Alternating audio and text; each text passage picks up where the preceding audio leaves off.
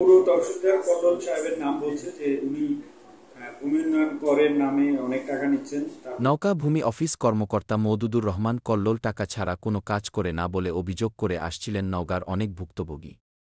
এর মধ্যেই বৈষম্যবিরোধী ছাত্ররা নওগাঁ জেলা প্রশাসকের কাছে উপস্থিত হয়ে ভূমি কর্মকর্তা কল্লোলের নাম উল্লেখ করে অভিযোগ দেন।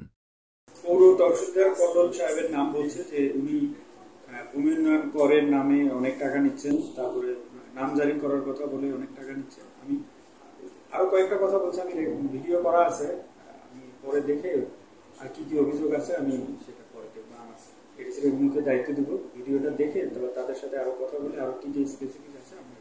এর আগে তার বিরুদ্ধে অভিযোগ আমরা মৌখিকভাবে পাচ্ছিলাম।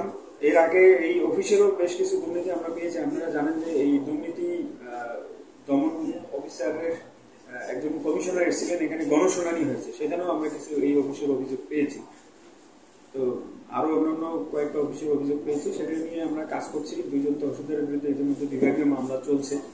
একজনকে আমরা এখান থেকে হাটকালু করা তহসিলদারের বিরুদ্ধে অভিযোগ ছিল, তাকে আমরা এখান থেকে বদলি করে অন্য জায়গায় দিয়েছি। ইভেন আমার সদরের এসিল্যান্ডের বিরুদ্ধে অভিযোগ ছিল, তাকেও আমরা এখান থেকে বদলি করে দিয়েছি।